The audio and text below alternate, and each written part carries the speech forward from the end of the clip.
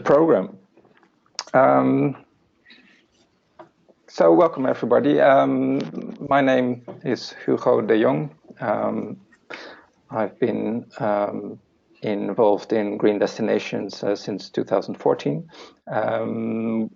We have here a program which does not include a round of presentations of everybody, because most of us, we have met each other in the previous training sessions earlier this year, and we will try to focus on the content in these sessions, because this session was initially also started to and organized to give everybody more time to go in depth on the criteria.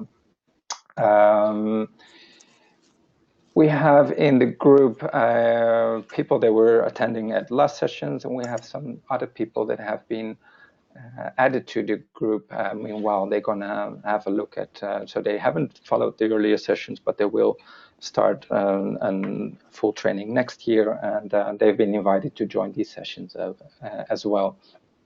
So the program will start with some technical instructions about how to manage this webinar, some updates on the current issues at green destinations, a few aspects on the auditing process, discussion of selected criteria, and practical aspects of the online platform. Let's see if there's any time to recap on that. At the meantime, I'm also getting a Skype message from Guido that he's not able to attend.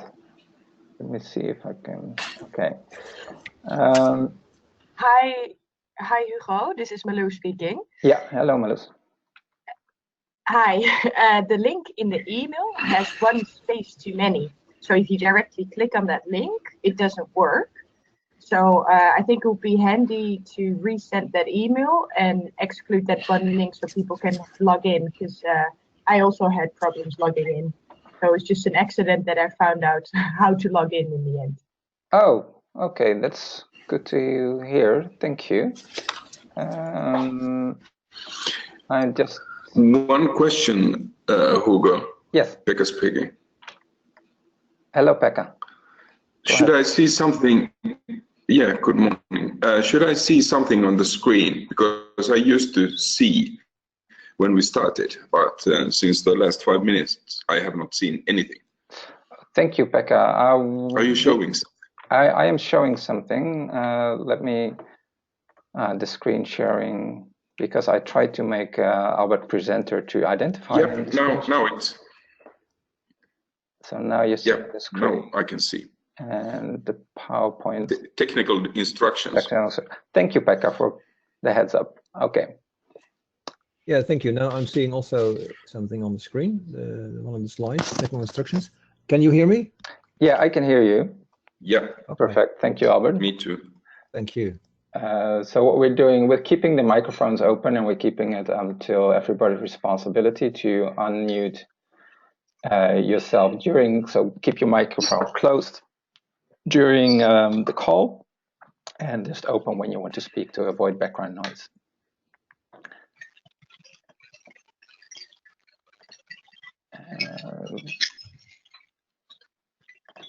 Okay. So here we are with the technical instructions. Make sure you have your internet speed optimized. So for example, connect with the cable instead of wireless if you have any trouble with the speed. Keep your microphone muted, so we discussed that. You can unmute yourself unless you're muted by us. So if you want to unmute it, please use the chat box to request to speak, or you can also post your questions in the chat box. And we have Adiska, our intern, who's going to keep a close look on the chat box if there's anything that is pending from your questions. So every now and then we will get back to Adiska to see if to have a report sort of from her to see if I'm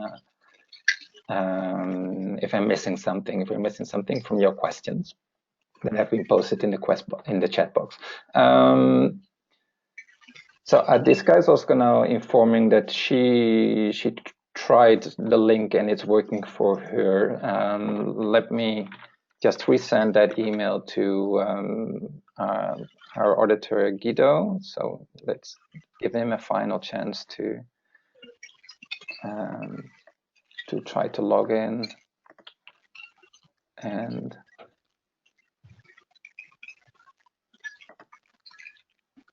then I think the solution can be to copy the link into your browser. Indeed, is an end space in the link that upsets linking. But if you copy the link into the browser, it should be solved. I had to do that too. Okay.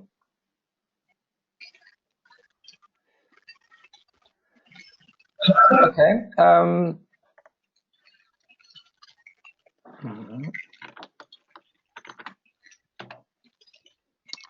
So, some updates on the current issues at Green Destinations. We have just submitted our GSTC accreditation application. Now, what does this mean? The GSTC, they have recognized the Green Destination standard at a global level. So that means there's global recognition of our standard that is already giving credibility in terms of the content of our standard. Now, in order to have that the full GSTC back in being a credible certification body, you need to become GSTC accredited, and that's also covering all the processes and the procedures and the organizational aspects of Green Destinations. So it's important because that's also one of the things only accredited destinations, as accredited certification bodies, they will be promoted by the GSTC. So once we have this step and we have this status, we're going to expect some interesting destinations also to be showing up and to have contacting us. Actually, this been already been the case that the GSTC has been forwarding us to destination, but officially it's only up to accredited bodies. In the same line of this is the auditing process and detailed guidance for auditors. So I'm just muting Freddie, I think it was, because there was some background noise there.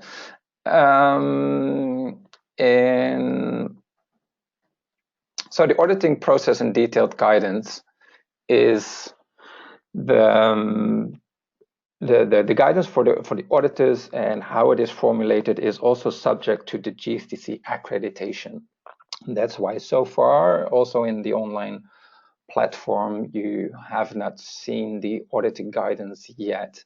After we have our accreditation approved, we will fully publish our auditing process and guidance for the auditors, in order to make sure that we're not going to give and communicate to you as auditors or advisors different versions of the process and of the guidance before we have it finalized and approved by the GSTC.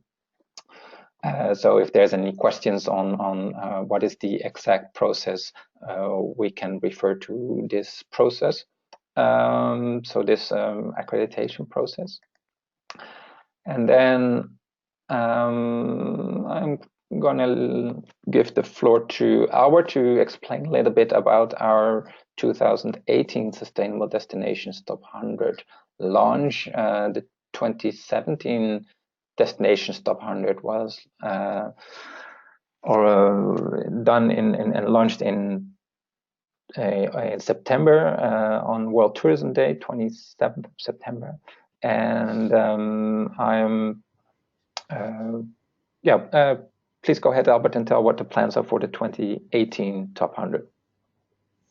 Yes.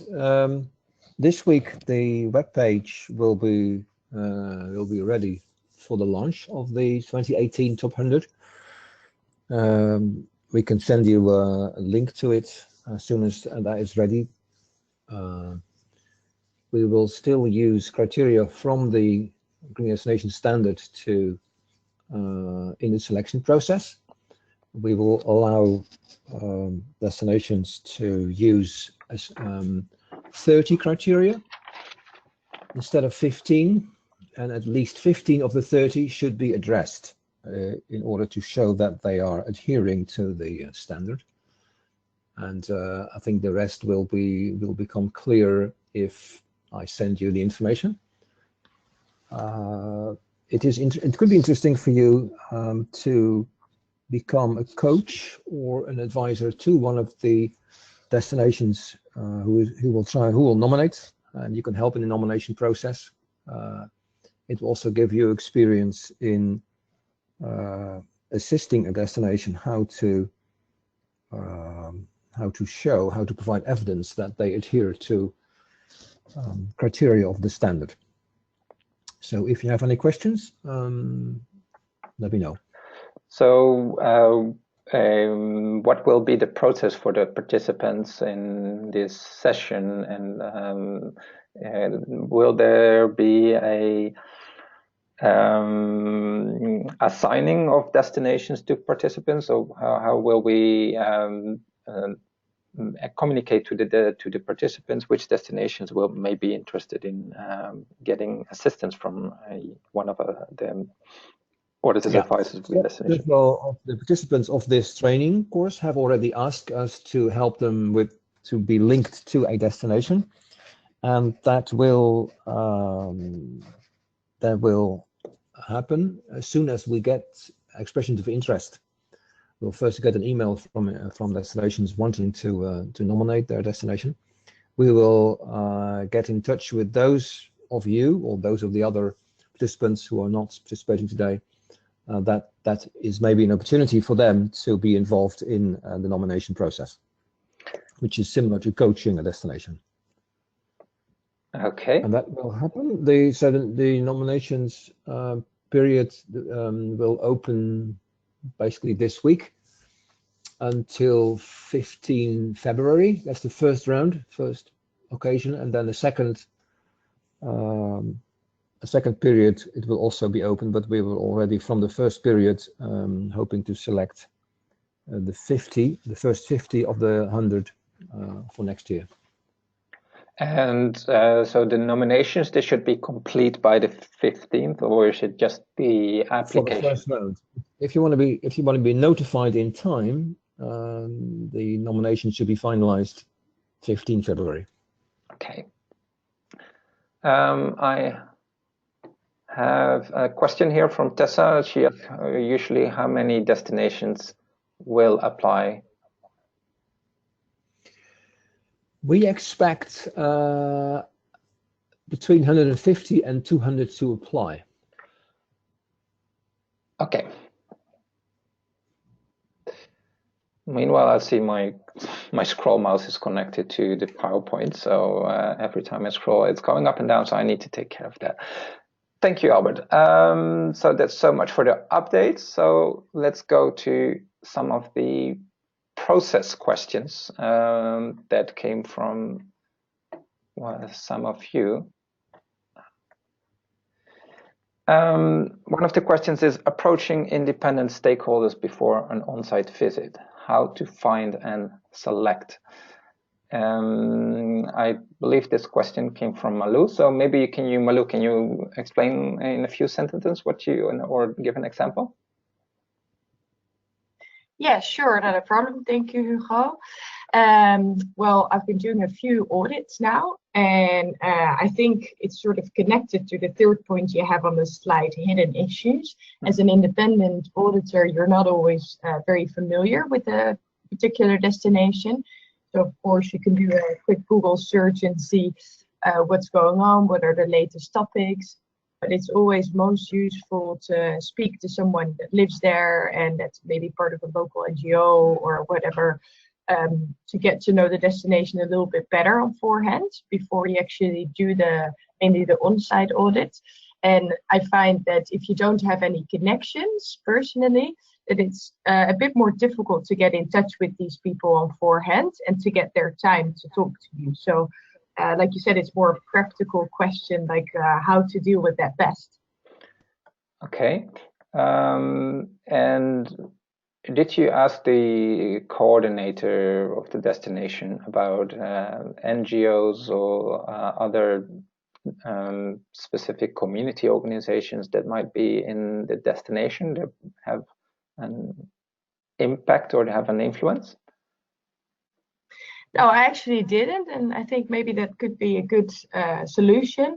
Although, of course, a destination has a particular interest to get certified, and I can imagine that you risk getting pointed to someone that's in favor of what the municipality is doing, while what you're also looking for, I think, with these independent sources is a more critical voice. I think that might be a good start, and then work your way towards people that are a bit more critical. In the case of maybe it's good also to explain in where we have two types of recognition for the destinations, awards and certification. For the awards, we have only 1 day of auditing sort of budgeted or planned. So in this case, in a 1-day audit, it will be you will need good preparation in order to do everything in 1 day. And I can see that in this case, you will need to have limited time to do this sort of journalism work to find independent sources. In the case of certification, however, it will be there's much more days available for doing the audit, and during the audit you will be able to be in the destination for a couple of days, and in the destination do some research and find out independent sources and talk to people on the streets and in shops and visit an office of an NGO or something. So that also means that maybe talking to 1 or 2 people on forehand for a certification audit is enough. It doesn't need to be too elaborate. For a certification audit? Sorry.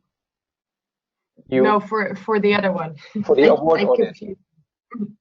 Yeah. Yeah, for the award audit, it's there's no time to go into a very detailed sort of what I said, journalist-like fact-finding or issue-finding, and it's the nature of the awards, and that's the added value of the certification over the awards. Okay, thank you. Okay, this next point is then on how to deal with respondents that wish to stay anonymous. We were just discussing yesterday on this issue, and we sort of concluded that it should be possible to talk with respondents that wish to stay anonymous and take into consideration their comments only in case of the GSTC requirements for our certification. Auditors always have to disclose the sources of their conclusions. And that's good practice for auditing. So in this case, if you had to talk with somebody who didn't want his or her name to be mentioned to the audited destination, the only solution would be to use this information from this anonymous respondent to go on and do further research and find the facts or that support the claims of such an anonymous respondent. So let me see if there's any questions on this, then we can move to the next issue. Actually, Hugo, I might have a very small comment on that, because I had this particular issue actually too, where I asked someone, do you want to stay anonymous? And he said, well, by simply mentioning this issue, I can't stay anonymous. So even if I wanted to, because of course within the municipality, you'll have some people that keep pointing out the same problems. So they're sort of known for that problem. So I can imagine, the question is not for me, but I can imagine that sometimes that is a difficulty. It is, even when you want to put someone as anonymous. Yeah. Yeah, it is, and in this case, there's not much you can do if the person has still agreed to have his comments included in the audit. So the next one is then the hidden issues of a destination, how to find out about key sustainability dilemmas. It's actually all a little bit the same topic about your fact-finding mission actually that you're doing. Did we cover that sufficiently, Malu?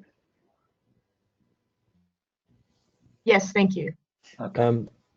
I think it would be a good idea for us, Hugo, to, and we were planning this, to address this in the auditor guidance with regard to process. And maybe an idea is to think about a journalist. So ask a destination for a reference in the media, in the local media, that could be it could be contacted during the audit or before the audit to hear a little bit what is the discussions in the media about sustainability over the last 2 years, something like that. And then you probably hear some of the issues that otherwise will be hidden. Correct. Okay. And reaching out to the media is also interesting for the whole process. So it's it becomes a little known that this process is going on. So a journalist will probably find it interesting too, to be aware that there is an audit.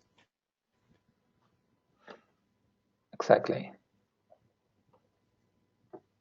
Yes, indeed. So we'll pay attention to this indeed. Yeah. Yeah, I've also the experience that it's good to actually talk to the media, and it's also giving a good publication on what is happening, and for the destination, it's actually already conducive actually to complying with certain criteria, that you're open and transparent of what you're doing as a destination. Let me finalize this, and then we come back to a question from Kim. But let's finalize this slide first. So it's difficult to assess the role of the municipality in criteria when there's another, for example, governmental organization responsible for that issue. So that's really the matter of how to define the scope of your audit and how to define your destination. So not only geographically, but also organizationally. And what in essence, what you need to remember is you are auditing a geographically agreed scope of a destination. So if you have the destination that wants to certify itself as a municipality, and within the municipality boundaries, it does not matter who is responsible for certain territories within that municipality. The territory needs to comply with the criteria. So if there is a forestry service responsible for managing the forest, then you will need to ask the forestry service about how they manage their visitor impacts, or manage their maybe the watershed, and how they avoid impacts from the tourism buildings, constructions, etc. So in that case, I think this also came from Malu. It is the only solution or answer to your question, the role of the municipality is then that either they should go to the responsible bodies to find out the information, to request the information, or they have to give you the appropriate access to the information, so you can, as an auditor, decide, have all the information to make your decision. Is that okay, Malu? Well, I think maybe it's also more of a problem when things aren't managed well. And then, for example, okay, it's the responsibility of the province, for example. Okay, that's a fact, but how do you then assess that criteria if it's not the responsibility of a municipality and they're trying to push the province to take action, but they're simply not doing it? Do they then get assessed in a not so good way? And also, I think we were just speaking about the amount of time that you have. I think it's impossible to go and speak to the province yourself, or go and speak to the Staatsbosbeheer yourself, or any of these other actors within that certain amount of time. So I think it's quite a difficult one, that, okay, you're limited to a certain geographical area, but there's different actors with different responsibilities, and the fact is that you can't speak to them. And then do you just assess it as not good or not good enough for the whole destinations? I find that quite difficult. Yeah, it's interesting, and I think it's we hear it quite often from destination that say, yeah, well, we have a poor impact of visitors in our forest, but we're not the ones who are managing the forest. It's the Forestry Service. It's still the destination. So it's still up to the municipality to make sure that within their boundaries they comply. Otherwise, it's simply not compliant or not fully compliant. And although it's not the responsibility of the body, maybe institutionally, it is in terms of being a sustainable destination, that everything within your territory is in compliance. And otherwise, you need to redefine the scope of your certification, that it excludes maybe that forest that is not being properly managed by a different department or body. Does anybody have any other points of view on this, or Albert, do you want to comment on that? Yeah, it is a very difficult issue. It touches the heart of the problem of destination certification, that it's not like a hotel which is directed by one owner or one manager. It is a complex, multi-governed and multi-influenced entity in which you try to define a territory in combination with the local stakeholders that are in charge and the local manager. So that's your scope. And sometimes it's the ambition of a destination to be certified or awarded in a larger scope. Let's say we had the example of Vale. You have town of Vale and you have the forest, for example. So if the forest is not in compliance with criteria, then you have to decide to just certify the town of Vale. Of course, we have had that dilemma, and it will be solved soon. So the scope of the certification is important in relation to what the compliance levels are.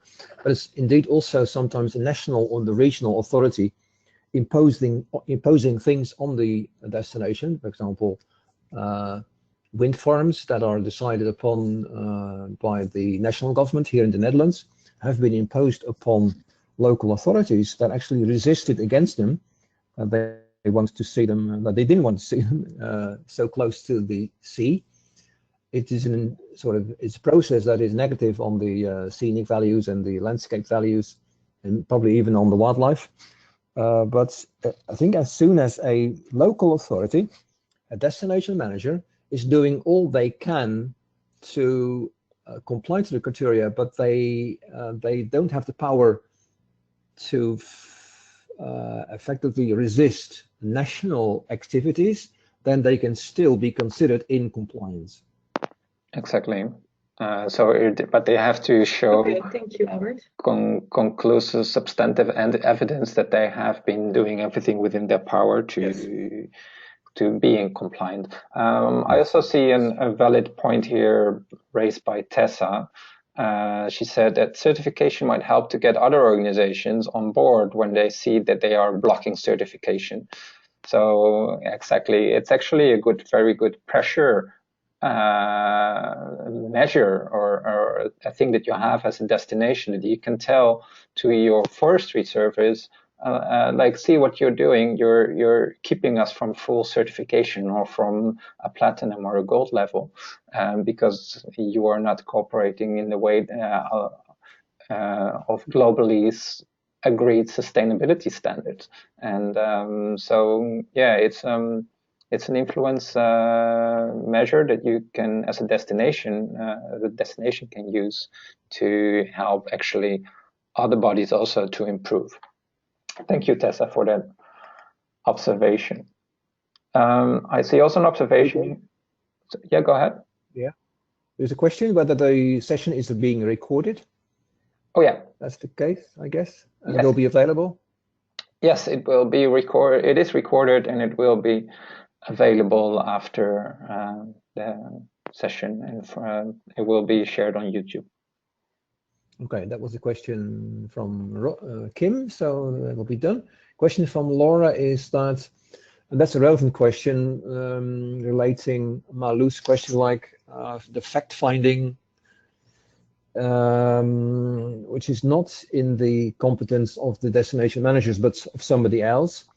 Indeed, a desk audit will precede a local audit, and the coach will have to check whether all required information is available on the platform. So indeed, if there's vital information missing because the destination says, look, we don't have this information, go to somebody else, then the coach should say, we can't accept that. You'll have to make sure that this information is on the platform. Yes, exactly. And to explain, the coach is a person, actually not the auditor, but somebody from the Green Destination Secretariat. So it's pre-auditing. So before the audit gets to see the desk audit, so the self-assessment with all the responses and uploaded documentation, there's a check, a technical check done by a coach, which should avoid that there is incomplete self-assessments and certification applications.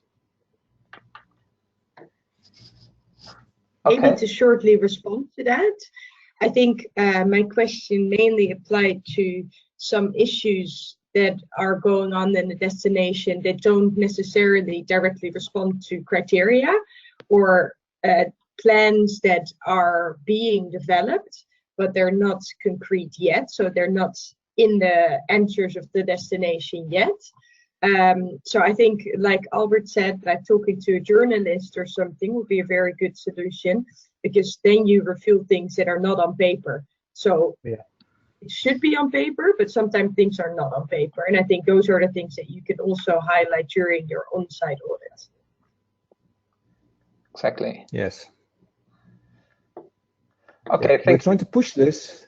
We're trying to push this through the Green Destination Ambassadors Network, that we ask every destination to ask people from civil society and also from the business sector to volunteer as a contact person, and that's then register as a Green Destination Ambassador, and then we can approach these people, if they are there, for a more neutral opinion, or at least entry into other networks outside the town hall. Exactly. So that's also good for the audits and advice to before you start your audit, to request to contact the Ambassadors Network for any contacts within the destination that might have been already in the file of the Ambassador Network Coordinator. Okay, let's move then to any other questions on process before we move to the criteria.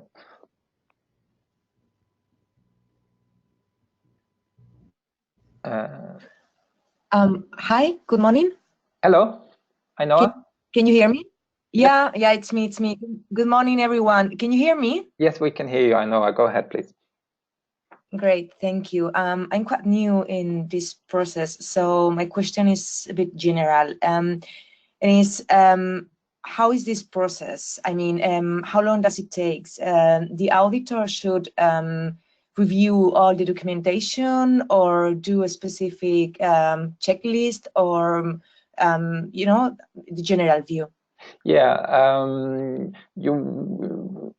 you will, after we have received the accreditation, we will send out to all the auditors and aspirant or trainee auditors, advisors, the details of exactly at what stage you will get to see what documentation and what is needed. But in general, yeah, there is a checklist of documentation. So the first stage is desk audit, where you will see the online self-assessment, either or not supported by an external advisor, and with responses and uploaded documentation. And only after this has been approved by an auditor, it has been, and especially for certification, and only after this it is possible for a destination to have an audit visit to have like an on-site check of compliance.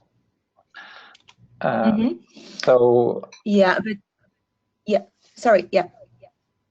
Okay, thank you. Because I think it's something quite basic that we can cover in your instructions that we'll follow after, that we will finalize after we received like an okay from the GSTC.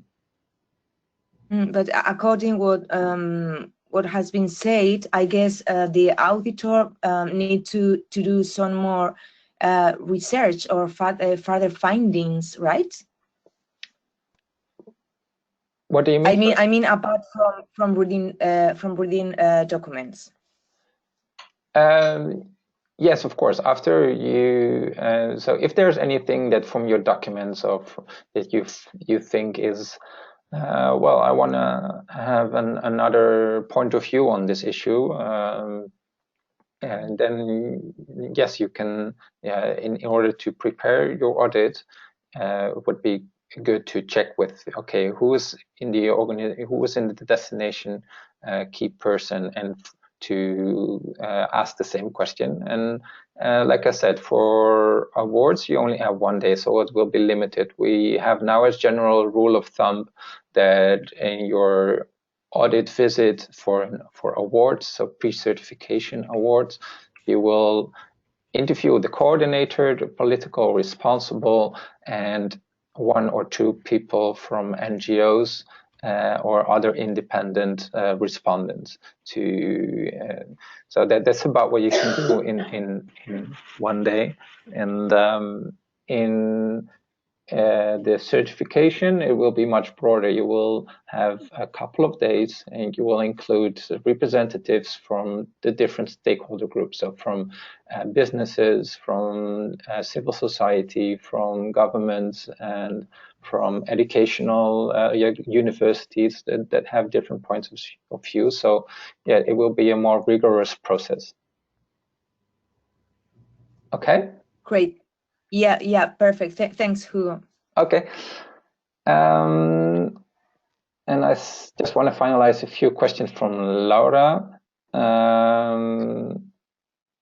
She asked, so can we all register as a green ambassador for our own towns? Shall I take that?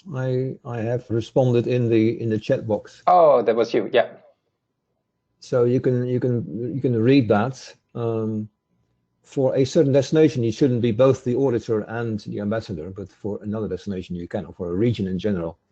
So you can become an ambassador at local level, or at a provincial or county or regional level, or even for a country level. But for a destination, a particular destination, you can't be the auditor and an ambassador, indeed. Yeah. And indeed, there's an integrity check, so you will have to confirm that you have no conflict of interest before starting the audit. So that's also part of the new auditing process, that you'll have to sign a framework agreement that you have as an auditor. Do you abide by code of conduct for auditors, which include avoiding conflicts of interest. So let's move then to criteria. So the selection of criteria that we're going to try to cover in this session is based on who has subscribed for this session only. Because next Tuesday we're going to have another session, and some people cannot attend next Tuesday, so we try to select as much as possible those criteria that were brought up by people that are attending today only. Well, yeah, don't hesitate to break in for any questions or use the chat box just as it's going now. So I think this is working quite well.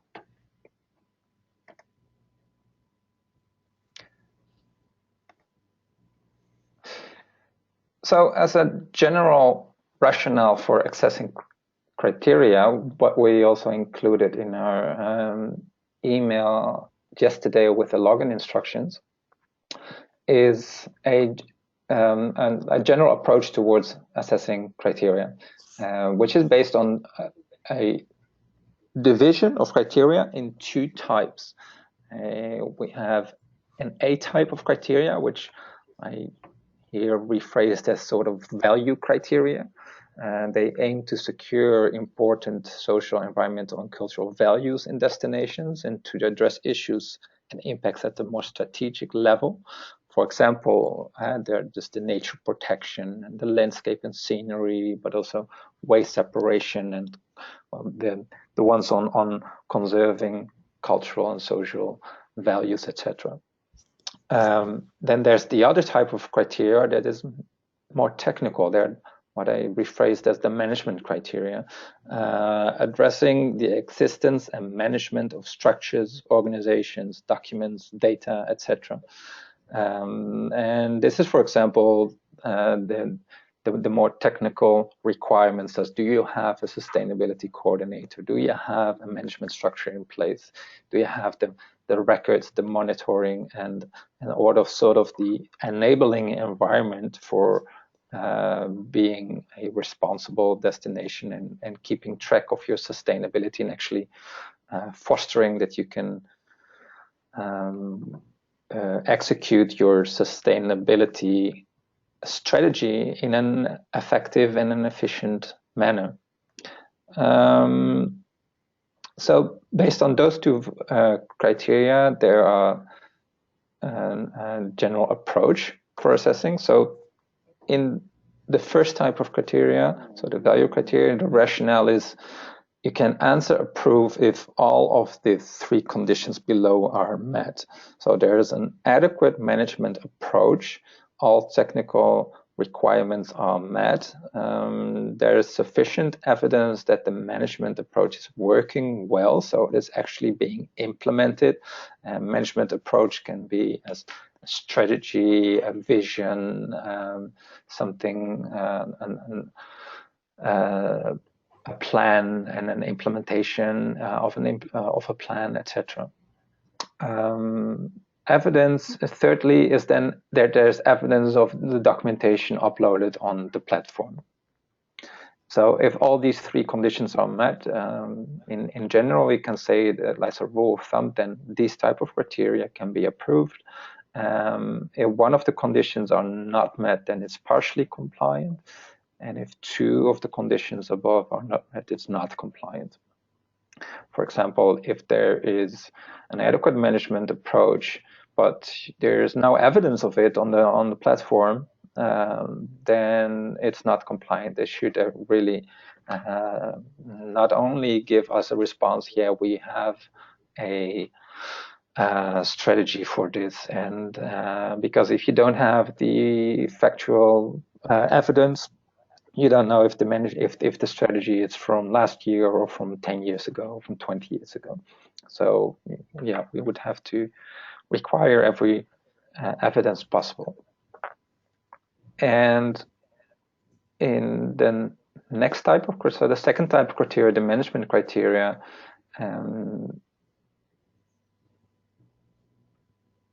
actually, the management criteria is there is an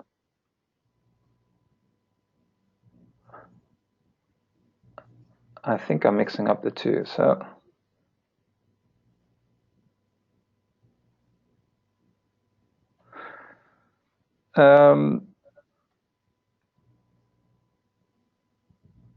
in the management criteria,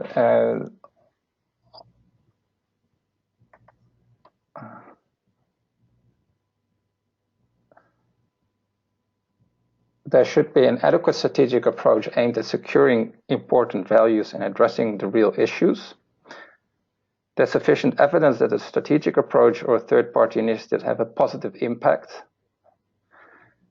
And there's evidence and documentation is uploaded as required on the platform. So I think these two are mixed up. So I'm sorry for that. Yeah, I think I moved the two around.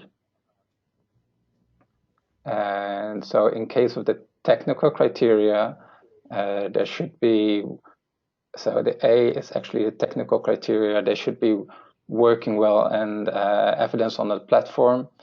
And the B one, it's correct in the file that has been attached to your email yesterday. But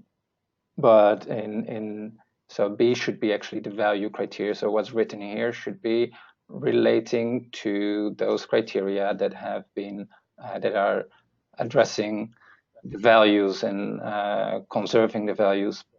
So in that case, there should be an adequate strategic approach aimed at securing important values and sufficient evidence of implementation and evidence uploaded on the platform. So if you can somewhere keep that that sheet that we shared yesterday printed or on your screen in the next slides, or when discussing the next criteria, we will that will help you to also try to contribute to the discussion on where, in what case it should be compliant or not. I have, before we move on, a few questions here. Will the presentation send to participants? Of course. I will correct this before I send the presentation, I promise. And from Josep from Estatit, I see, do all the documents uploaded should be in English? And that's good.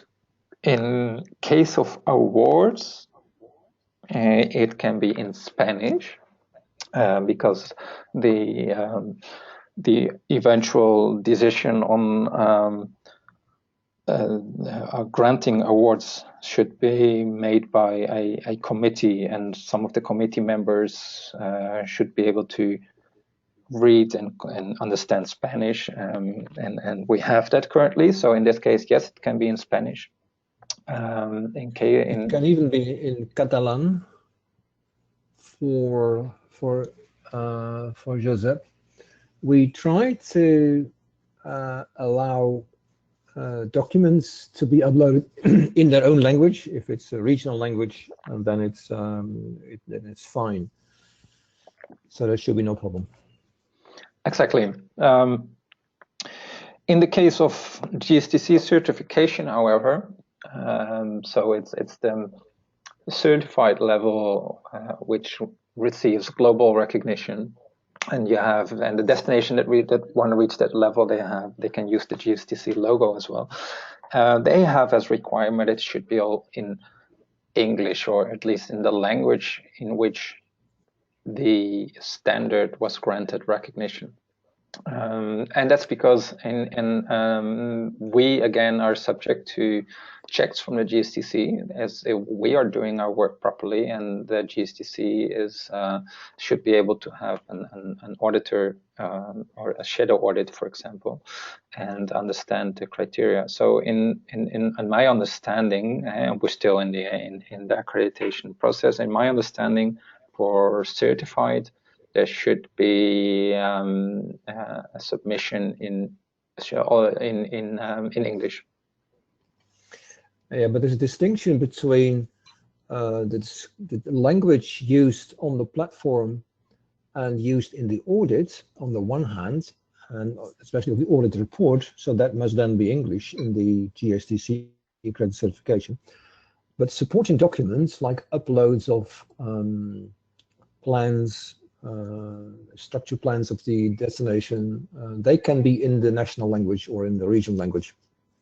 Yes, exactly. There could be a case theoretically that the GCC, in case they're going to do a shadow audit, they request for translations. But in general, we accept the local language documents to be uploaded. Yes. Okay, so let's start off with the first criterion. So all these criteria, they have been mentioned by the participants as interesting for discussion. So we also will get back to you to find out from yourself what you want to discuss and why did you want to discuss this criterion. So in the same case, we talk about trained coordinator or team. So the person or team responsible for destination development and management is adequately trained on sustainability. And then I also copied here the reporting instruction that goes with it. And it says, mention the names of the persons in your destination who have the competencies and knowledge related to sustainable destination development, and explain how they have achieved their competencies and knowledge. So if there's anyone in that wants to explain on this, please go ahead. Why this is interesting for discussion. What if these persons change job and other ones will be responsible? Is a question by Tessa. And what does sufficiently trained mean? So regarding the first question, if they change jobs, the audit is a moment. So you're checking on one certain moment of time what the compliance is for each criteria, actually. So if they change jobs, then you will see in your next audit in 2 years that that person is not working there, not there anymore. The destination should be honest on that who they report and with their qualifications. And so yeah, there's not so much issue around that when they changed jobs. But I can see on your question about sufficiently trained. In general, we want to see proof of training can be both like education, so proof of, for example, having done a GSTC sustainability training, which is done in regular places. In general, we also accept if a person like a coordinator or team members have been trained in environmental management or in sustainable tourism background maybe, or with a tourism background, and they have experience, they can show that they have multiple years of experience in sustainable tourism. So it's basically you want to have a few marks that the people that are running the sustainability, that are responsible for completing the assessment and coordinating the sustainability in the destination, that they don't only have like a marketing background or something that's not related with sustainable tourism. And then here, specifically experience in sustainable tourism or sustainability, CSR, environmental, social in general. Well, Tessa, that's exactly the second. So it can be general on sustainability, CSR, environment, and social. And if they can prove what trainings or education or degrees they have in those issues, in general, we would say that is sufficient. Any comments on that?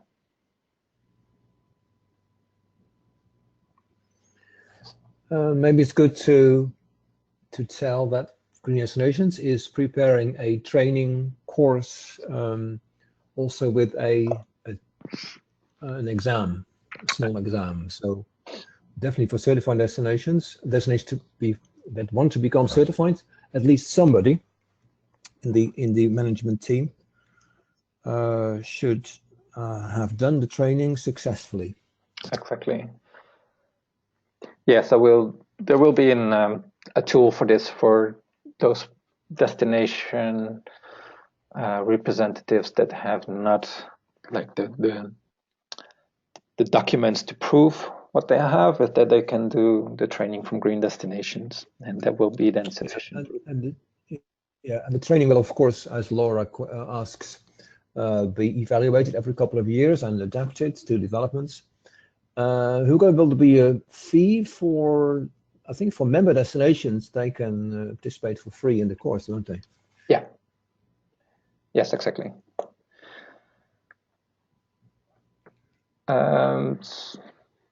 Let's see here.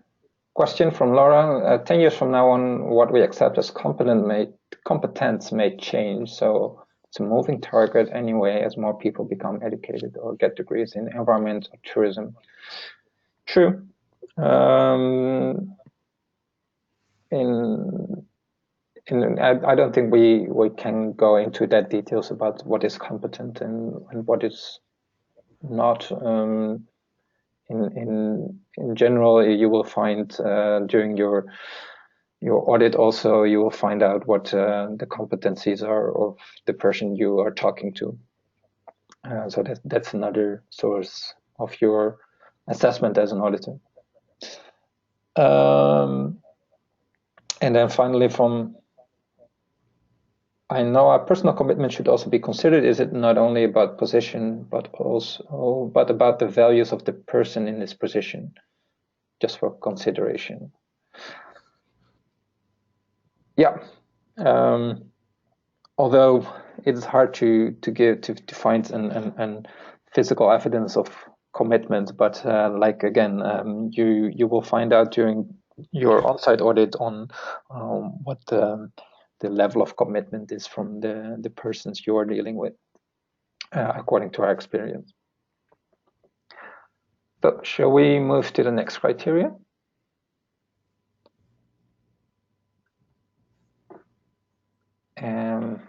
Before I just wanted go to one chat box message from Ioannis. Maybe GSTC could have auditors for shadow audit in the local language also. And that's relating to the language thing. Yes, Ioannis, thank you for your comment on that. And that's actually something that we are also wondering about in our accreditation application. What are the options to have certification in local language, and in case of shadow audits from GSTC, what are the options there? So what is something that we will have to discuss among us. Thank you, Ioannis.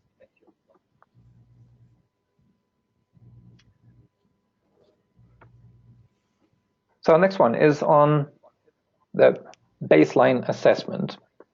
The destination has conducted a baseline assessment analyzing tourism impacts on nature and scenery, environment and climate, culture and tradition, and the local community, and describing the visitor profile. So you have received in your email yesterday also the template. The template for a baseline assessment is what destinations also see when they come to the guidance section of this criterion. It's a template that we made last year because we have, of course, wanted to give the destination some tools, some help in complying with this criterion. What we feel like in that this is quite an ordeal, quite a task for destination to complete a baseline assessment, because it's a lot of research work on, because it requires first to map, make an inventory of all the destination assets, so the physical, cultural, social assets, and subsequently find out what of these assets is compromised or is running a risk when it comes to tourism.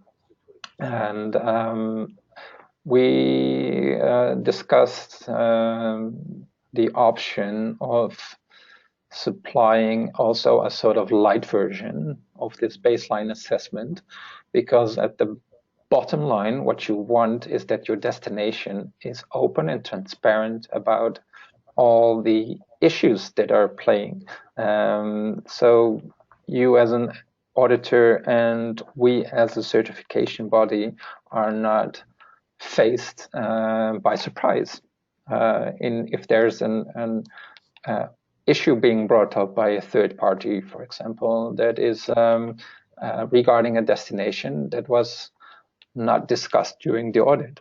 So if there's so we're working on a light version of the template, which should indicate for each of the aspects, so nature, environment, social and cultural values, etc., to go directly into the issues without having to mention and complete inventory of all the assets, which should apply then to the award applications. For certification, we would still need to have a complete overview of all the assets and have a more sort of methodological approach to it. But the template that we thinking of making will then only allow to or only require to mention the issues. For example, if there's any large-scale construction plan, and what we then would like to see is how the destination has been dealing with these construction plans. Has there been all the necessary impact assessments? Has there been stakeholder involvements? So the destination should show that they are seriously addressing the issue, and that they are aware of the values and the risk and the dilemmas, actually, that usually construction comes with economic benefits, and that they have been considering and deliberating about the different pros and cons of any developments that are taking place or have taken place.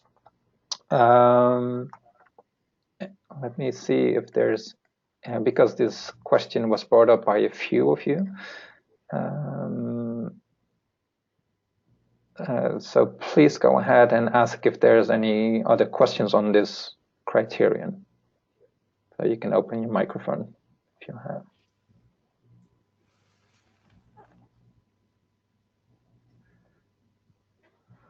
So I see a question from Malu here. She says, there was an idea to have a training with all the destinations to fill in guidance to the baseline assessment, right? Yes, exactly. That's for Holland, because we have quite a few Quality Coast Award destinations here. We plan to do a training early next year to help the destinations in completing such a baseline assessment.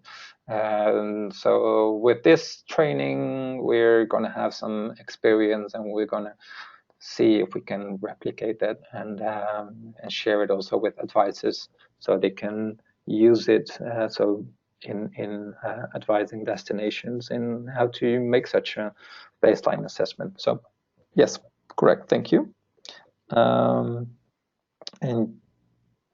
Ioannis, who can do the baseline assessment in a destination? The coach or the advisor?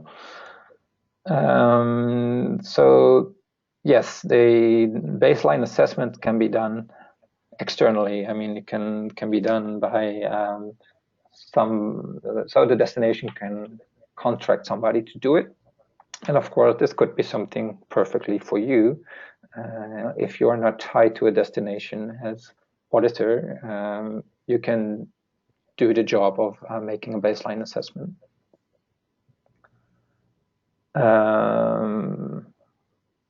So the training, yes, Ioannis, you're asking if the training is in the Netherlands. It will probably be an on-site training, Ioannis. So yeah, it will be the first training that we'll do like this, like a thematic training for Quality Coast or Green Destinations members. And we will see if it's going to be replicated, and we can probably will make an English version of it so we can share it with the other members. Then I see a question from Pekka. Pekka, you can also go ahead. Yes.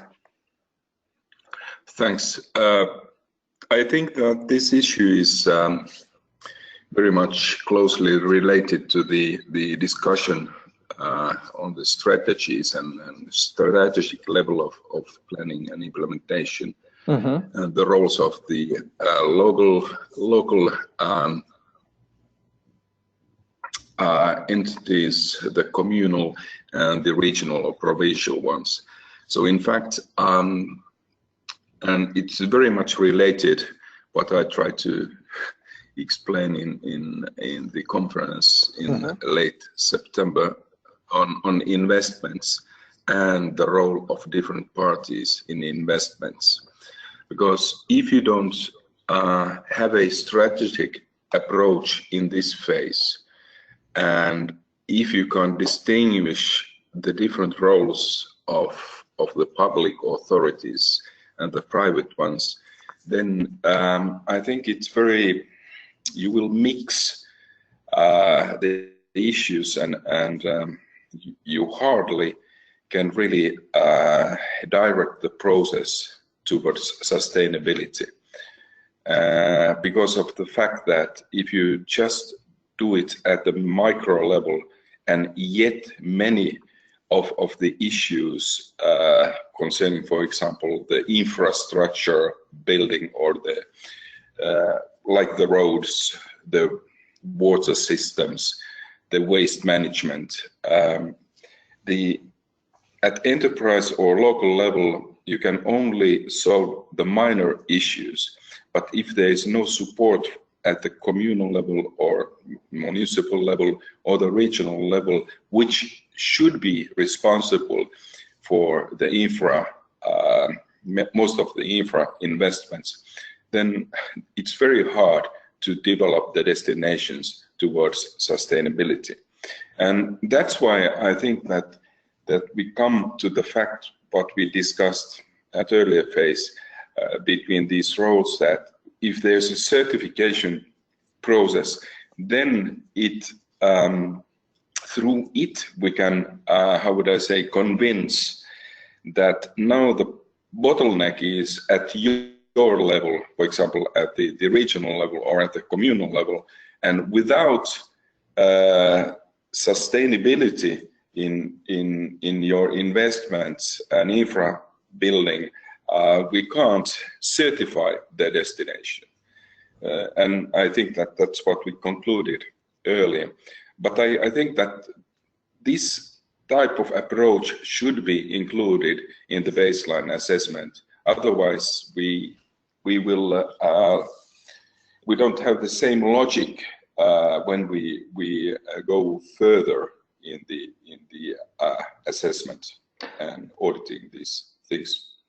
Okay, so but do you mean that in the baseline assessment template, would you think that is covering it sufficiently?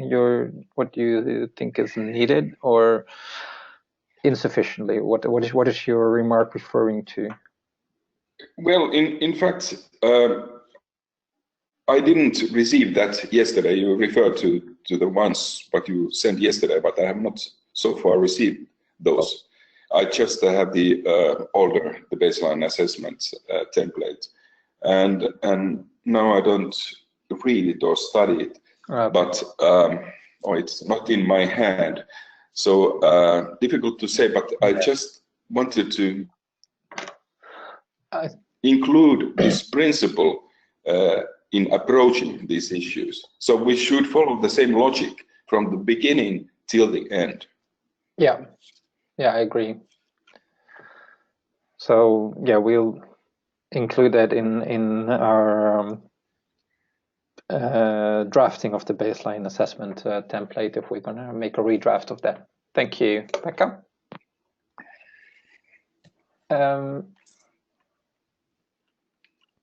So I see here Laura. She asked, "What you recommend doing a baseline before applying for top 100?" Albert? No, the answer is no. We did not include baseline assessment in the 30 criteria for selection of the top 100. The top 100 is a light procedure, so it doesn't require a baseline assessment. Okay. So let's move to the next. Tourism action plan. The destination has developed and is implementing a sustainable tourism action plan, including targets, actions, measures, responsibilities, and time planning. So what we really want to see here is that there is not only words and intentions, which are usually described in a strategy or in a vision, but there is also actually proof that what they envision is actually going to happen. And that's described in an action plan. In action plan should then have, it can be recognized because it has defined targets and goals, responsibilities from different stakeholders, like who's responsible for executing one specific part of the plan. Usually also a budget and a time planning. So that is, so don't let yourself be as an auditor be I don't want to say misguided, but sometimes we see that destinations say, and in terms of they report in their action plan actually more of a strategy, and that's not sufficient for compliance. Any questions or comments on this aspect?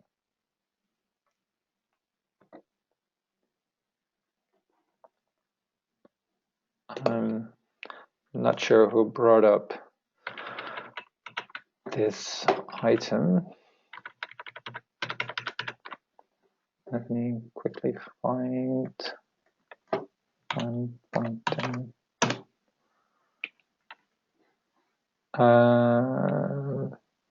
I think, yeah, Jonis. Okay, and Jonis, at the same time I found out it was Jonis, he's saying who will approve this action plan in the destination?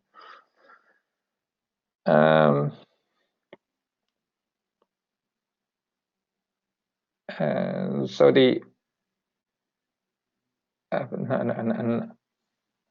auditor should define whether the action plan, so whether if there is an action plan appropriately uploaded, so that has been checked, should have been checked by the coach or by the technical check before the self-assessment is sent to the auditor.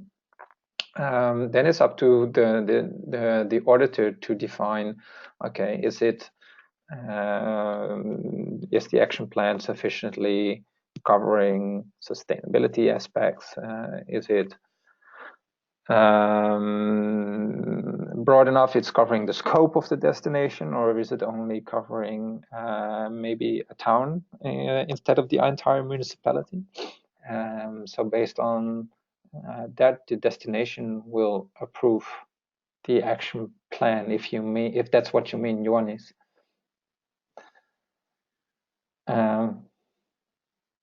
Ioannis, you're welcome to open your microphone and speak also if you want to do that.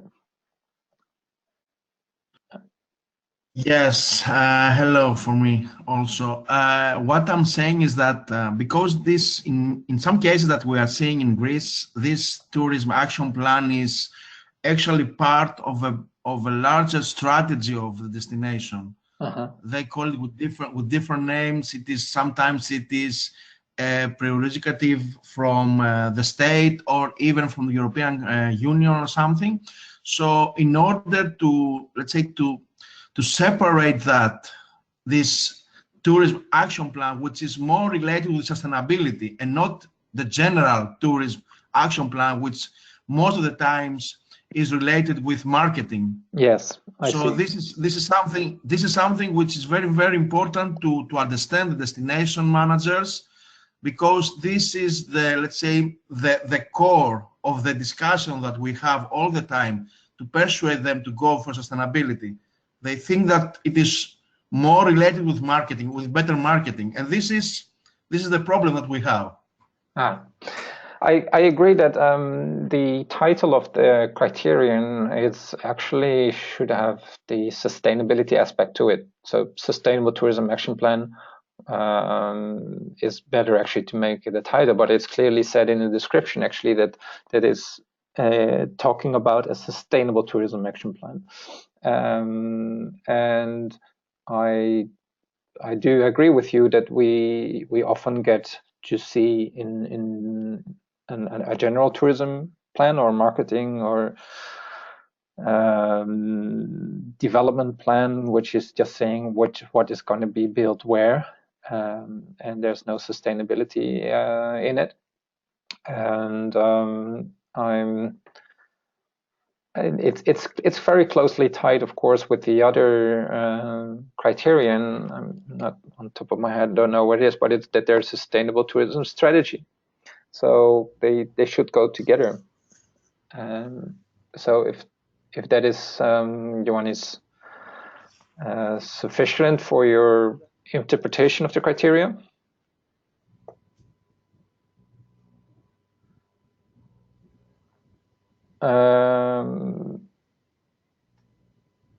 So let me just go through the comments. Is there a sample like the baseline one document? Okay, so a sample of an action plan which is covering sustainability sufficiently. Well, it's very good to have that, and I think we can make it. We don't have it, but we can make an example. Okay. And I agree that's good to add it as a tool to this criterion. Tessa says, should it be a specific tourism action plan, or could it also be part of different plans areas, such as heritage plan, environmental plan, event plan, etc.? In many cases, I've also seen this, and in some cases, if you can prove that the separate action plans are cumulatively covering the aspects that are required for sustainable tourism action plan, that's fine. But then the destination, they should provide this overview, so that the auditor should not make the overview and put all the puzzles in place to find out if the different aspects of sustainability are covered by different plans, but the destination should provide this. So they should say, okay, we are not having maybe a sustainable tourism action plan, but we have heritage protection plan, and maybe a beach management plan, which is covering all the sustainability aspects, or nature and environment implementation plan. And what you often see is that within these plans, or a protected area management plan, within these plans, sustainability or tourism is actually part of these plans, especially when it comes to protected areas. You'll see that there's an impact assessment or a carrying capacity assessment, and an implementation of mitigation measures in these plans. So in these cases, yes, it's possible, but you'll have to justify that it's covering the same aspects as you would have in a tourism action plan. Yeah, I know argues that if an action plan for sustainable tourism is actually composed of different sectoral plans, that tourism should be mentioned, and I agree with that. The pressures should be identified from tourism into these different sectoral values, like cultural values or heritage values, nature values, in order to make it acceptable as an action plan for sustainable tourism composed of different sectoral policies. So a specific mentioning to tourism and tourism pressures and impacts is required. And another question from Tessa is also if it could be a general sustainability plan from the destination, which is not focusing on tourism.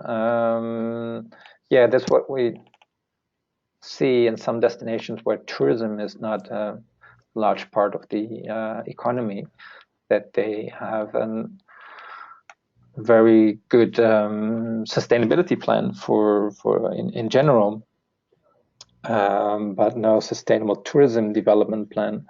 In those cases, we would want as an addition, and I would say for especially for the higher levels of awards, so for platinum and for certification, a clear sustainable tourism vision, etc. Otherwise, a vision, strategy, and an implementation. If you, Albert, have any additions? Yeah, that's correct. It can be part of a sustainability plan, but there should be a chapter tourism there. Exactly. Yeah. Tourism can be developing so quickly. We've seen that over tourism can just become an issue from one year to another. So it should be addressed. Yes. Okay. Up. Where are we? Next one, communication. Stakeholders are regularly updated on the destination sustainability policy, activities, and results. I also included here the reporting instruction that the destinations will see. Describe the stakeholder communication procedures, what kind of stakeholder communication has taken place, email, internet presentation, etc., and how often. And don't also forget, for every criteria there's guidance. Here, as an example, I said by periodically producing and publishing sustainability reports through this online system, this criterion can be complied with. So this is to also let you know, remind you of the functionalities of the online platform. And let me just quickly show you by sharing my screen on how a destination can do that on the online platform. I have to switch my screens from my PowerPoint to my browser.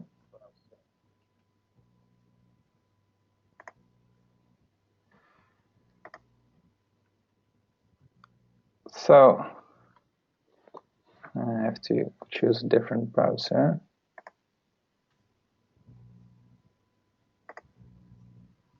we go. So this is what the destination sees when they're logged in, and they see their assessment and reporting part. They see here all the criteria. And on the left-hand side, there's a number of buttons here where you can create plans and exports. So the sustainability report here allows the destination to create an output of everything they entered in the system. So their self-assessment. And they can choose if they want to have the section 0, so with the factual data in there or not, if they want to show the explanation of the indicators or not, criteria descriptions, if it should all contain all criteria or only compulsory data, and also, for example, the attachments. They can input their own title and their context, etc. So they can. There's a lot of free entry fields there. Introduction, mission statement, and policy. And like this, they can create just by creating their own customized sustainability report, which is helping them to comply with the specific criteria about communication. So when you press the PDF, it is generating a sustainability report, in this case of a demo destination on the green destination standard. And well, it's all empty now, but here in this PDF it will show assessment overview and all the details that have been entered there. So this is just a brief demonstration I wanted to show you, so you're all aware of the functionalities of the platform. Now go back to the presentation. There we are.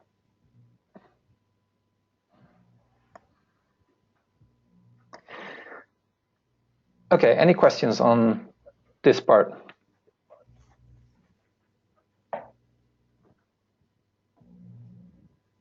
No, so we can go on to the next one. Records. The destination establishes and keeps records and documents that are necessary to demonstrate conformity to the requirements of its sustainability management system. I also added here, like, use the online platform to store the documents. The online platform is allowing destinations to attach the documents, but it's also at the same time then serving as a sustainability management system, because it keeps the relevant documentation in the relevant places. I am not going to demonstrate how this works, because it's pretty straightforward. Each time a destination uploads a document, it can choose from documents that have been uploaded before, so you don't have to upload the same documents for different criteria. So it's working quite well. It's been a relatively recent update in the system that is making the upload much more user-friendly. And then the next one is on public reporting. The key sustainability results are reported to the public at least every 2 years and are available on the destination's public website. And that can be through making the sustainability report available on the website, or you can use a widget from the online platform, which is giving a code that can be pasted in a destination's website on their sustainability departments, on the sustainability parts of the website. And I'm not going to demonstrate this either, but it's below the button that I just showed on the sustainability report, is to create this code for a widget, which is like a short website-friendly presentation of the sustainability report. Laura is asking, would an annual report be sufficient as reporting to the public? What annual report do you refer to, Laura? Laura, maybe can you open your microphone, because to explain like what an annual report can it be? An annual sustainability report, or annual tourism or municipality report, or do you mean that this sustainability report should be done annually or more frequently?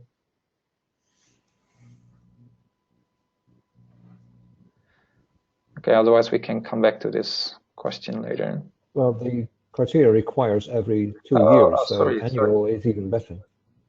Laura, so I unmuted you. So you were one of the anonymous participants waiting for name that had background noise.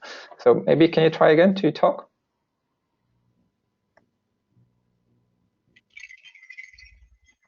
Yes, go ahead.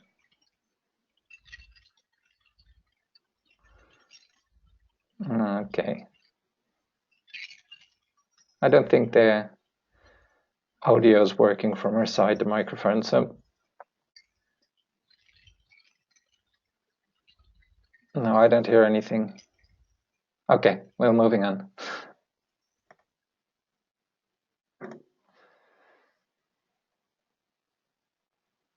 So let's move from the management side to the more content side of the criteria, nature and landscape. Monitoring tourism impacts on nature. The destination monitors the impacts of tourism on ecosystems, natural sites, species, and their habitat as identified in the baseline assessment. Maybe somebody can explain what he or she wanted to discuss about this criterion. Please go ahead and talk or use the chat box.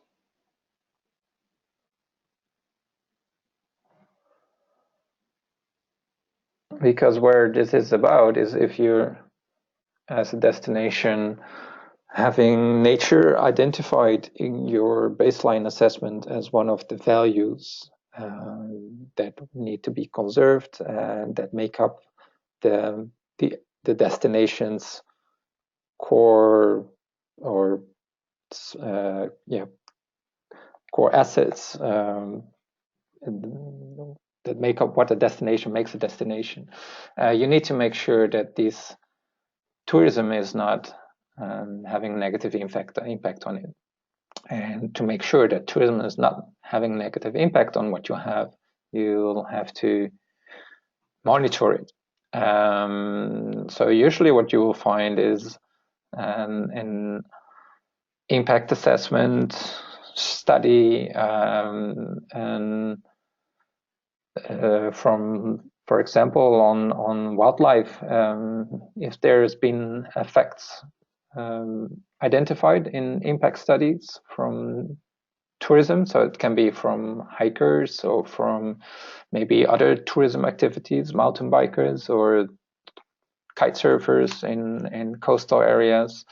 Also, of course, the motorized tourism activities, so jet skiing and off-road biking or off-road quad riding, etc. So as long as it is monitored and the impacts are registered, this specific criterion can be complied with.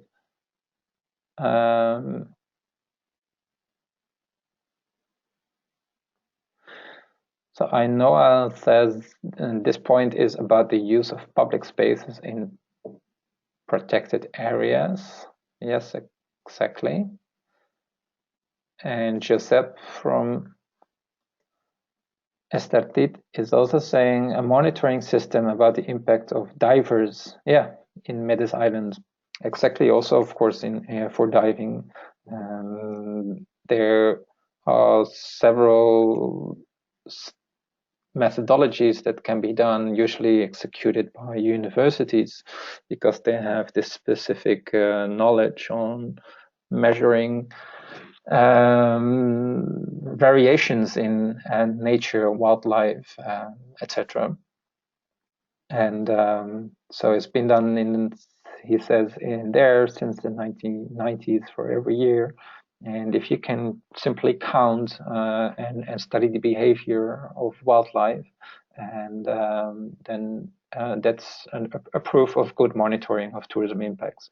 Of course, the next step that you would then want to take as a destination or as a sustainable destination is not only that you monitor, but also take measures, corrective measures, when you see that the monitoring is proving results that are threatening your values that you have identified in the baseline assessment. We have quite some requests for discussion, the indicators and the monitoring in chapter 1, so on management. But 2 persons who requested this are only present next week. So we're going to discuss more on the monitoring part during our session on Tuesday. And then I think we can also discuss this in more detail.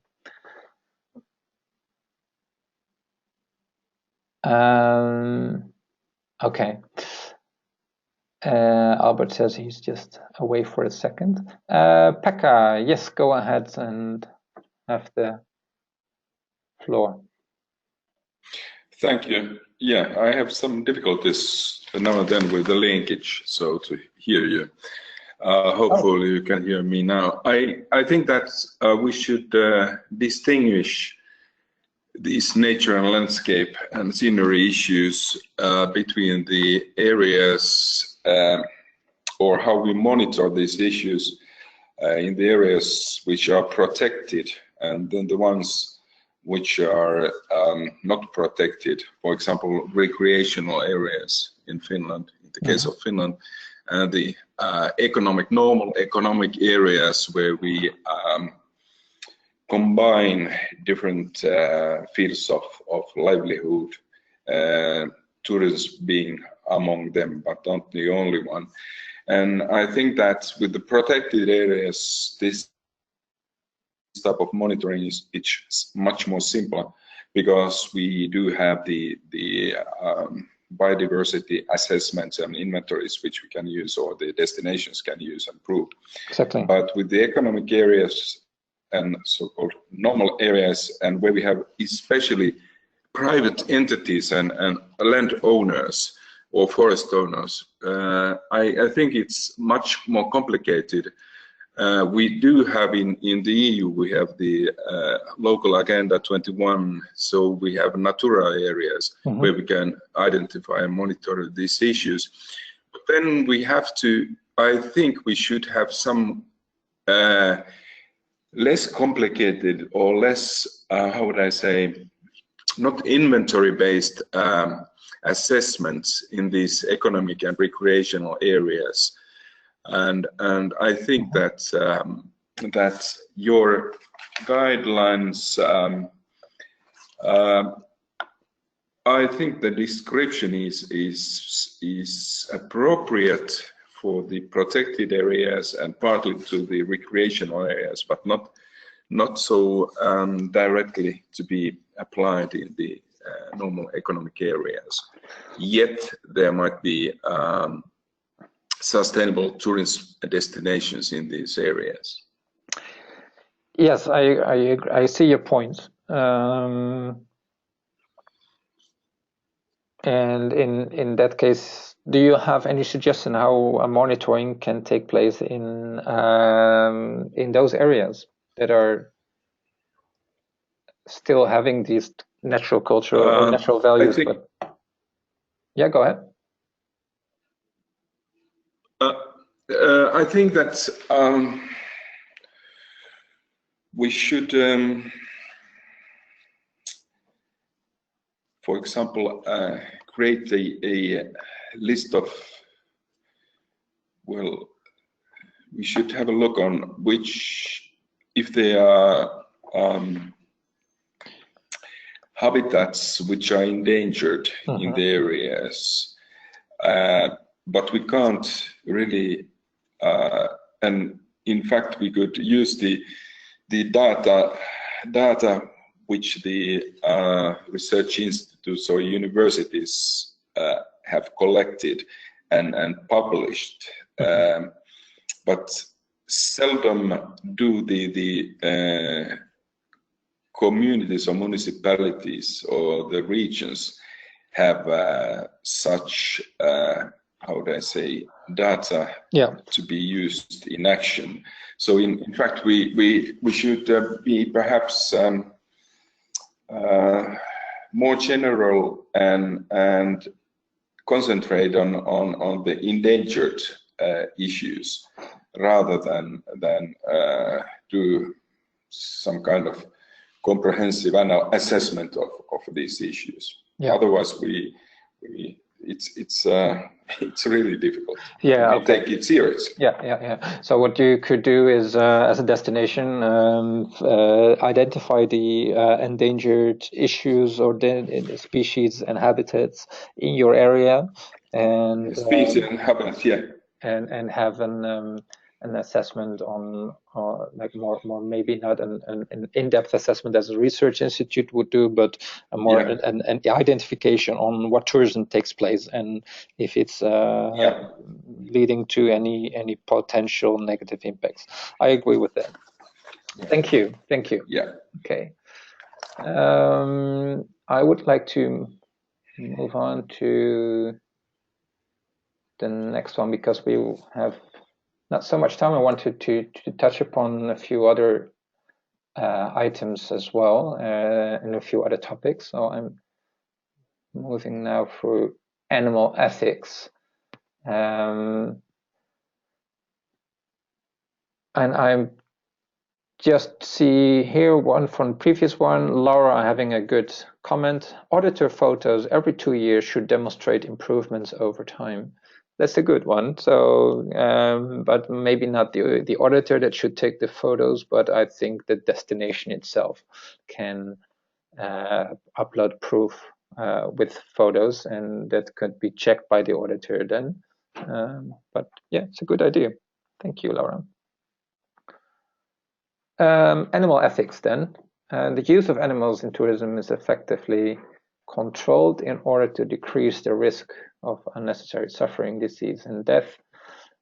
We recently had guidance from our partners from the International Institute of Animal Ethics that specified this as can, for example, be achieved through observance of animal ethics policy or animal welfare guidelines or an animal tourism certification if this issue of animals in tourism is present in your destination.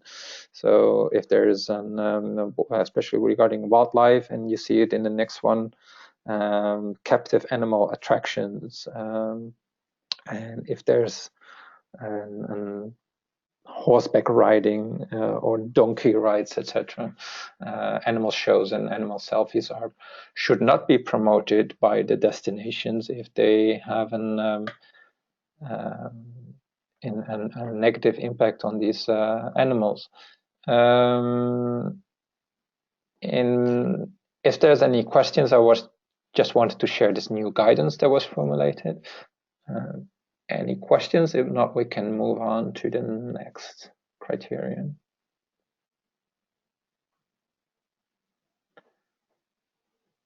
So we can move on to environment. I picked a few here on carbon and energy, which starts with air pollution. Air pollution is adequately addressed based upon the risk and impact identified in the baseline assessment. Impacts of tourism-related air pollution are effectively controlled.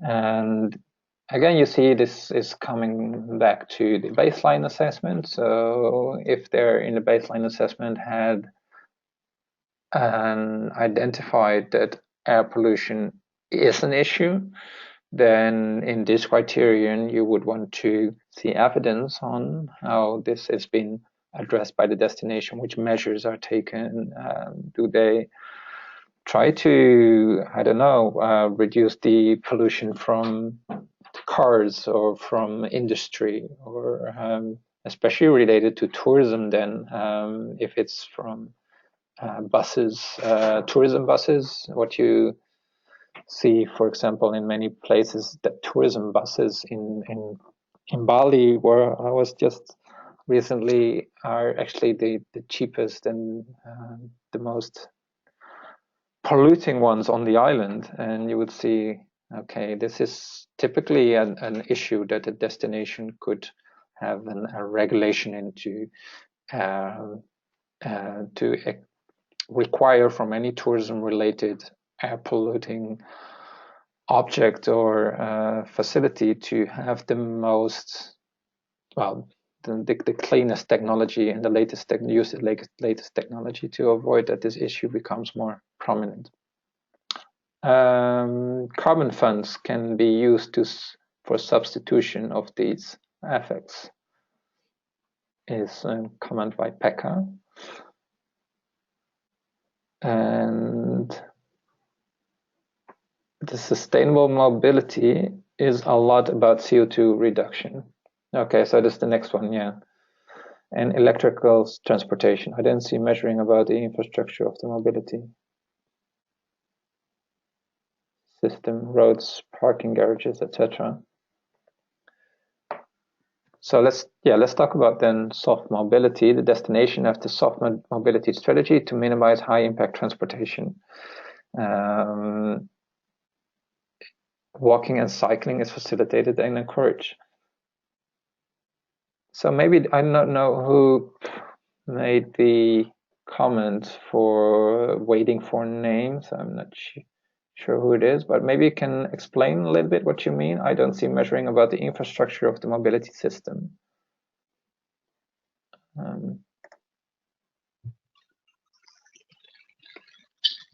Yes, hello. That was me, Freddie. Oh, Freddie, yeah, go ahead. Yeah, hello.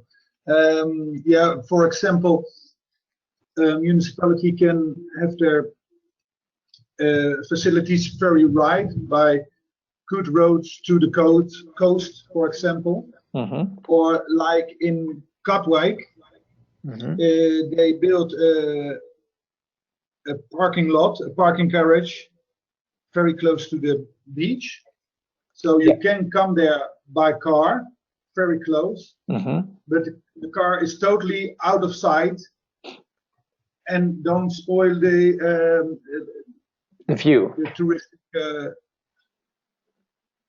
quality. Yeah. So in that case, for example, Katwijk, you can come by car until the beach, but you still don't spoil the environment.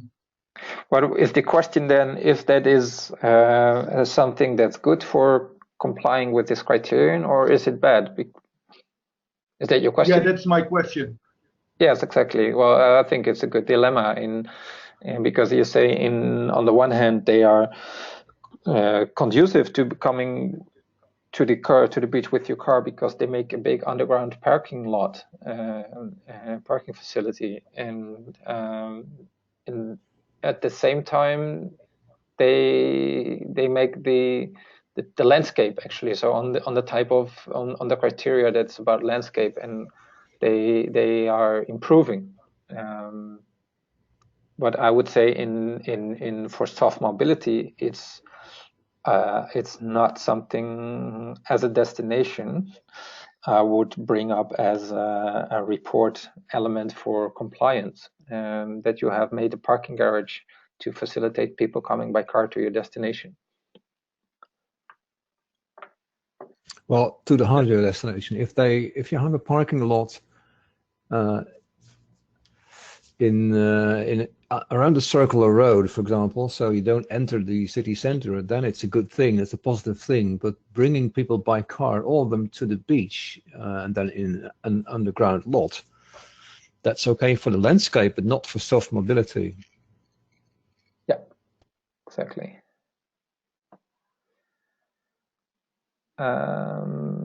Laura is asking, would there be guidance on this? So, for instance, one place biodiesel might be good to use of fats versus other fuels.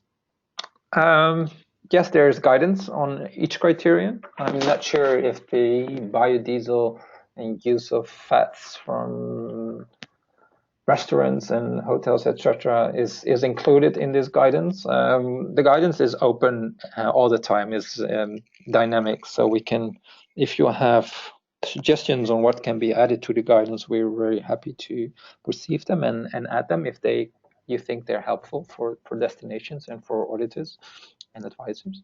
So yes, Laura, please send anything that you see that is missing. I'm also seeing we're at chapter 3, and we have 3 chapters to go if you want to cover also the culture, social and business involvement aspects. And it's about almost 11 o'clock now, so I suggest we have a 15 minutes extension in the invitation to this session. We also said, well, we keep a 30 minutes extension just to make sure that we can cover some interesting aspects. So this session is recorded, so those of you who need to leave, please come back to the recording that will be shared with you. And then I suggest we keep another 15 minutes discussing about the other topics. Is that okay?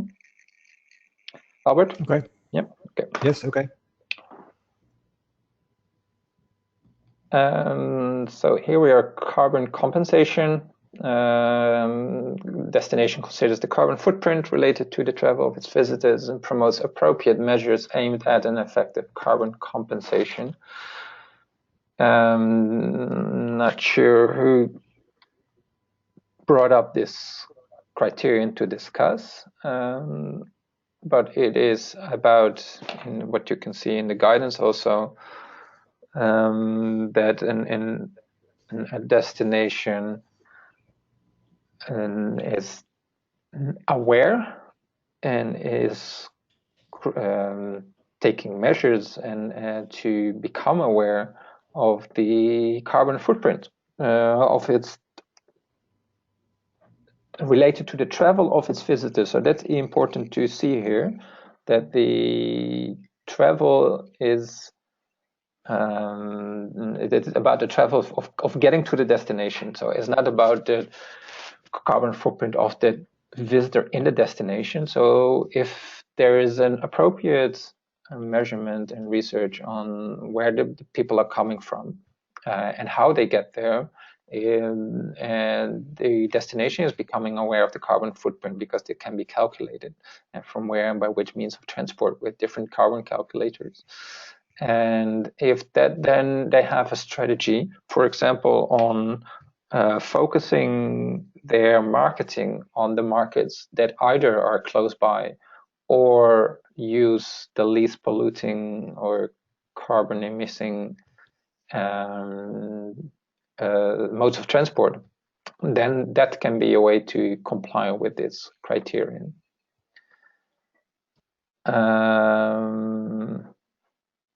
So I see here a few comments coming up from Ainoa concerning urban destinations tourism. There's another point of view for those criteria. Citizen habits are putting in risk tourism health. As an example, Madrid, hundreds of thousands tourists these days, and the city is implementing the second stage of the emergency plan against pollution.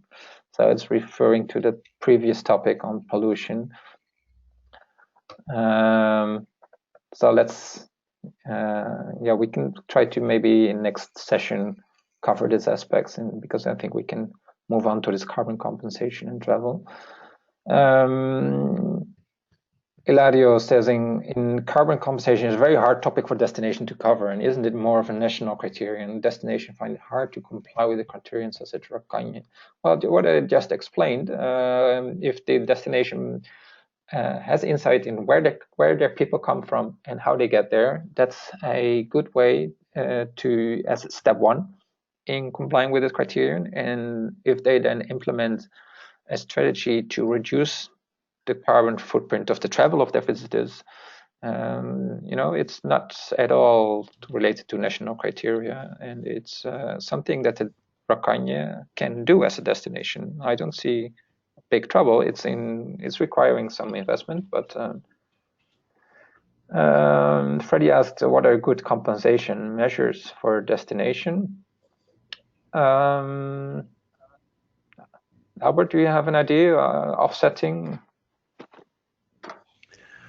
Well, there is programs that are also certified for carbon compensation, and it's of course it's only working to a limited extent, but we aim to improve the guidance on that in the future. Yeah, I see also Johnny's here mentioned that compensate is offset. So there's offsetting programs that you can do to offset the emissions from your event or from anything, and that's something that the destination can involve in. It's from Giuseppe. I see carbon footprint can be seriously considered in the marketing action plans. Exactly, I agree. In the markets and the length of stay, yeah.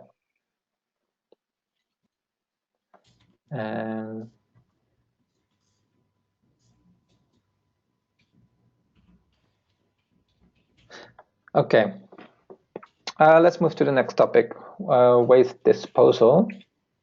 Any residual solid waste that is not reused or recycled is disposed of safely and sustainably. Any questions or discussion points on this aspect? Who has brought this up, please? Please comment on what is not clear about this criterion or what is can be discussed.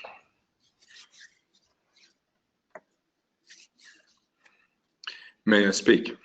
Yeah, go ahead, Pekka. We come back to the issue of the what is the division of responsibilities of the companies at the destinations, and then the role of the municipality, and then the regional level of organizations. And I think that we have been discussing this also before, especially with the GSTC training, because in practice the companies are very dependent on how the other parties, the public organizations, take care of their responsibilities. If they don't manage the waste disposal, waste management, so that the waste will be kept separated and disposed separately, then the efforts are in vain, in fact. Yes, of course. In practice, very often combine all this. And I think that these type of things, if we look at globally, this is especially a very big problem in most of the developing nations. Yeah. And we should very much emphasize on these issues, and also when we should also take into responsibility that very much of the waste management is being corrupted. It's the biggest illegal business in the world. So I think that this is a big problem, and yes, I think I agree with you. And I think for the auditors, it's good to be on this aspect very keen on in their audit, their site visit, try to go to these facilities where waste is being separated or disposed of, to see if their strategies and plans and everything is actually being put into practice, if it's effectively implemented. And in some cases you will see that they have a waste management facility, but there's still another facility which is actually processing the majority, which might be an illegal facility. And that's also good to in your research among journalists or media. They will definitely be able to tell you if these issues are there. They will be more a good check to check back on what is true about what has been reported by the destination on this aspect. So shall we move on to the next chapter, actually, because I wanted to check on this during the next session, the environment part, and discuss some cultural heritage.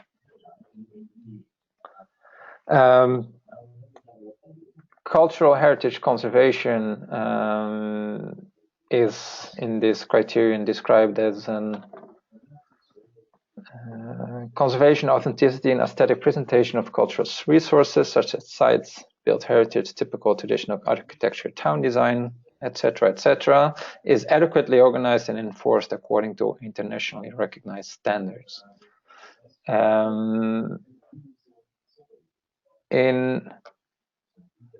internationally recognized standards can be found, for example, by UNESCO, and the key of the criterion is that there is similar to the impacts of tourism on nature and environment, that if there is an impact on heavily visited archaeological sites, that this impact is monitored and there is a strategy to mitigate, minimize effects. Any comments or questions on what examples can be given, or somebody wants to contribute? Please go ahead.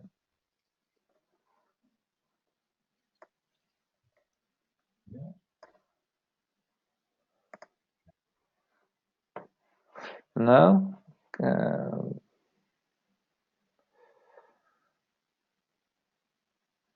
So regarding cultural artifacts, it's actually in the saying, okay, here I see an example of Kensington Market in Toronto. Well, Laura, you can go ahead and talk. I think that's a little bit more effective to discuss. Yeah, go ahead. Hello, Laura. Me. Okay. Thanks. I think that the main problem is not with the UNESCO recorded or inventoried the cultural heritage issues, because they are under control, but very often the local cultural heritage or issues are not inventoried or known or not yet, and if they are inventoried or assessed and recorded, not systematically. So I think that in a few countries this has been done nationwide, and for example in Finland we have all the cultural heritage areas also mapped. So in fact we can have map and compare the biodiversity and the cultural heritage areas in the same map. And I think if this is the case, then this is much easier to be implemented and applied. But in most countries this is not the case, and it really claims for a lot of work. Yeah, we have to have a approach to be developed for this. Yeah, if you do your audit, you will look for spatial plans usually, if they recognize cultural heritage sites, if they have a sort of regime on those sites on what can and cannot be done in or among those sites, and so those are usually the sources they would look out for if you want to assess compliance with this criterion. And I agree, yes, stage one is make an inventory of what the values are, and again this comes then back to the baseline assessment and to define the assets, the cultural heritage assets. And the same goes actually for the cultural artifacts then, and that the artifacts are inventoried and have a status on what is being of such a historical or archaeological value that it has a certain regime. For example, it cannot be taken on the airplane by visitors, or that there's a check on these items at airports, that there is communication on what you can take or you cannot take in terms of cultural artifacts to the visitors, so that there's not only a regulation, but there is also communication about the regulation to the visitors. And so usually, sometimes you'll see that, okay, there's protection, but there's not really implementation or communication about the protection. And then we would still mark the criterion as sort of partially compliant. Because if you go back to the rationale of compliance, the real impact is actually missing the wished effect of the measure is not so evident. Can you hear me now? Yeah, sorry, Laura. Go ahead. Yeah. I think you've fully fleshed this out, but I'll just give my small example while I have you. Yeah. And I think this is an example of how being in touch with local ambassadors, green ambassadors, could be helpful.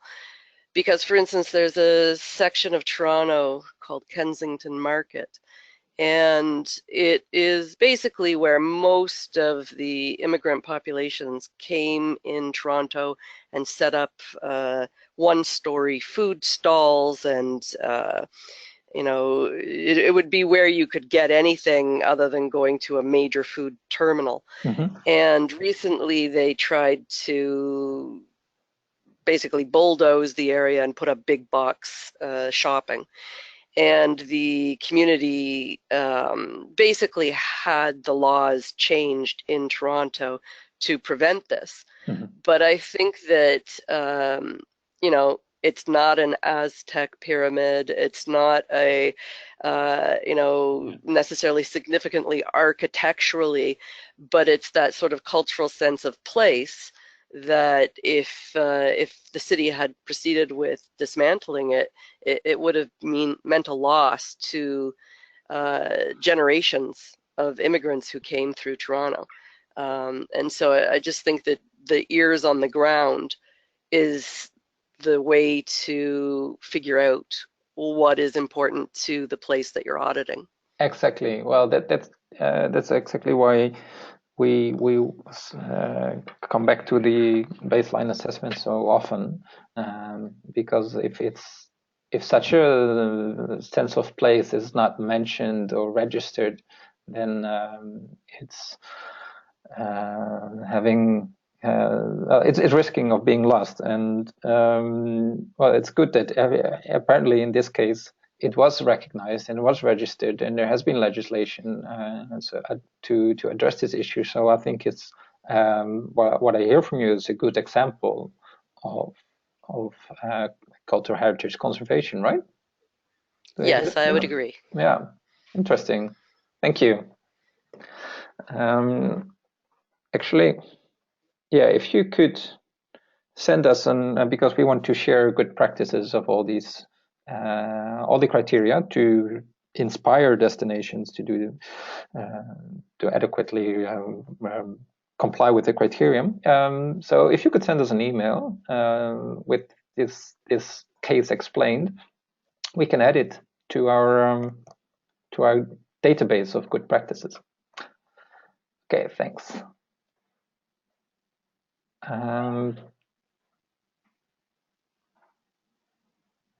And I think because of the time, we can discuss human respect, and then we'll keep the chapter 6 on business involvement for the next session.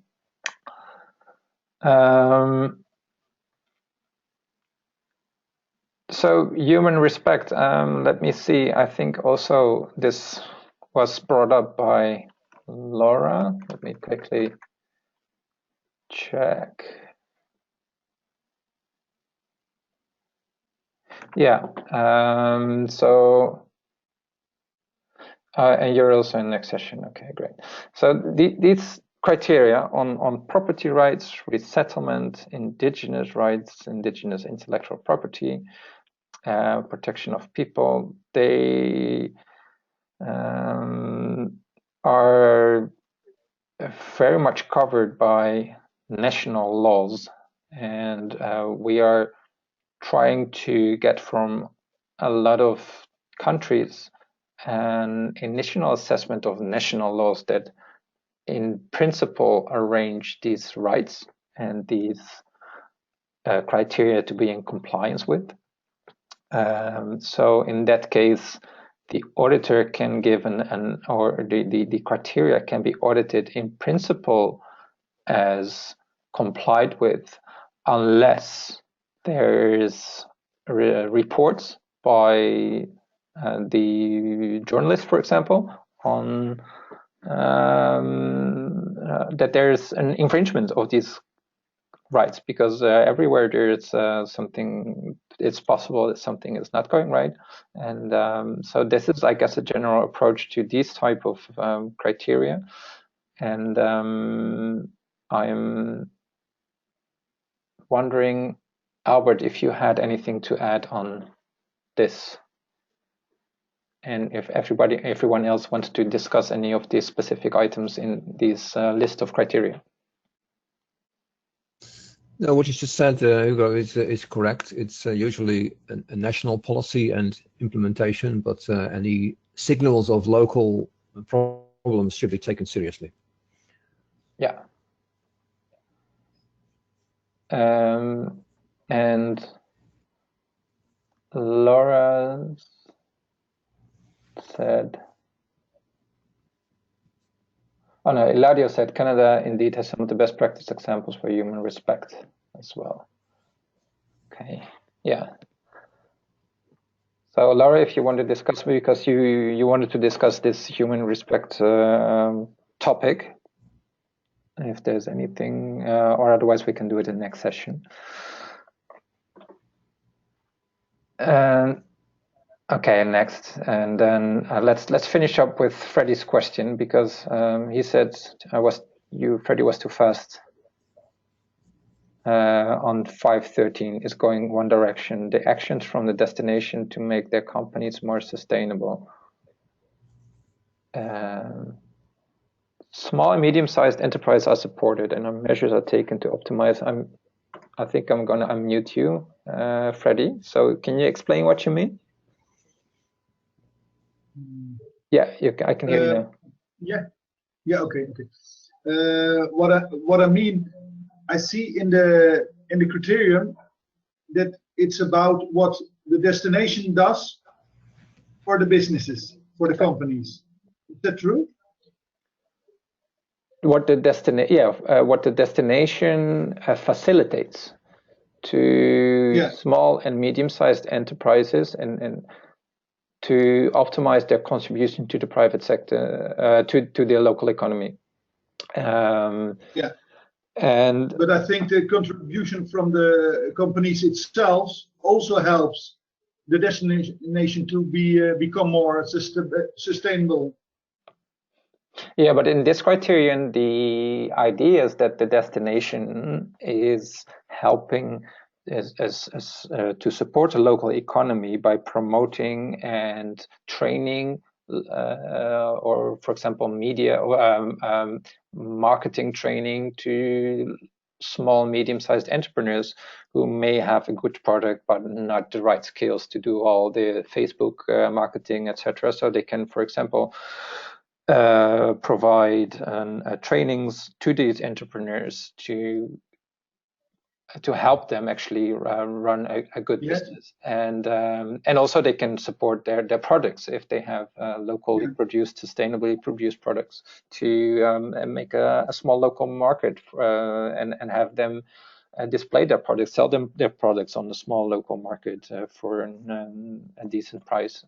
For example, that's as examples that we can, if there's a program, if the destination can show that they have. Yeah, I understand that. I understand that, but where in the assessment they measure the performance of the businesses? In this assessment is about destinations. So the assessment is what destinations do to help them, like in chapter 6, what we can discuss next week. There's, okay, what do you help with sustainability standards? What do you help to help destination? What do you do to help destinations conserve their water and treat their waste and the wastewater, etc., solid waste? So it's not about performance. It had in your audit, you never check the true performance of enterprises in the destination. One of the indicators is how many certified tourism enterprises are there in your destination. So you can score points like that, but we don't request the auditor to go and check hotels or tour operators and how sustainable they are, if that's what you were referring to. No, it's more about the certified enterprises, and that you can show as a destination how many companies are acting quite sustainable. Yeah, exactly. Yeah. That's true. That's in publication of certified enterprises. The 6.2 criterion that you see on this slide is one of the requirements that you help and you make it interesting for destinations to become certified, because they get extra promotion by the destination on the website and they are listed, etc. Yeah. Okay. Yeah, that's right with me. Okay, and let's wrap up with one remark from Laura. She reminded me of a point. So please, Laura, go ahead. Final floor is yours. The local economy section, it just reminds me of a thing I don't like, which is when you we had that picture from last presentation of the wall of pamphlets directing people to go to various tourist destinations in the region. Mm-hmm. And one of the things I don't like is that you buy into that and you're not always invited even to buy into it. It's often controlled by the largest destinations. And so I guess I would want to see evidence that like you say, the small and medium-sized enterprises are even allowed to play in the tourist forum. Because I think a lot of times they do get shut out. Exactly. Yeah. So they and what do you mean? What kind of evidence would you then like to see in that case, that they are giving a place on the table in negotiations, or what? Yeah, that could be part of it. Is there a voice that's available to them? Are they invited to participate in the development? Do they have some way of showcasing that they're even in the region, if they're not in that particular format, for instance? Yeah, exactly.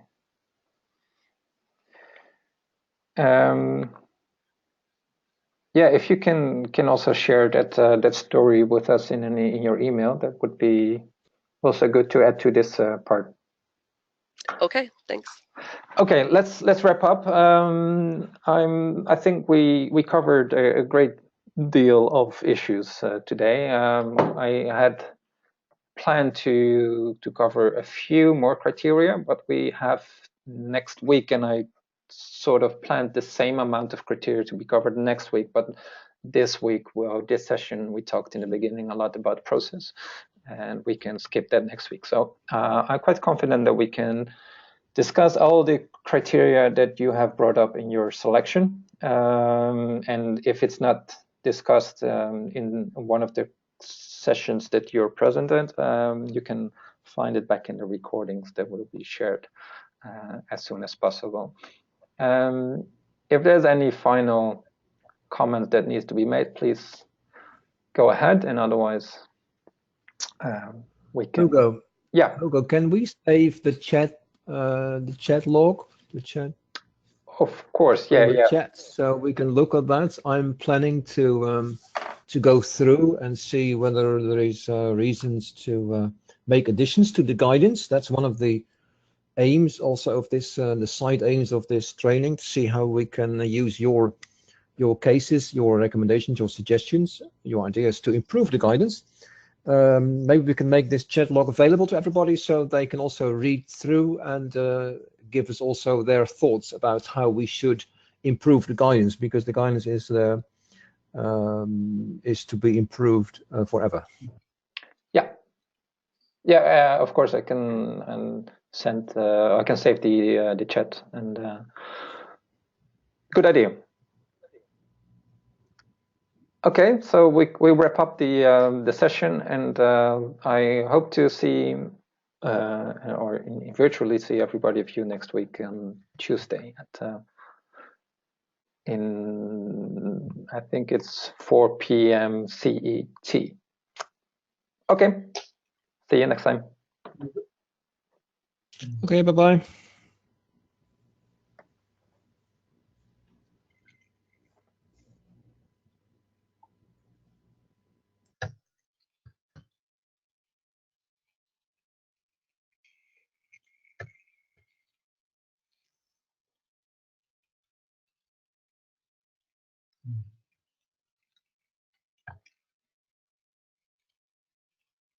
Hugo, ben je nog?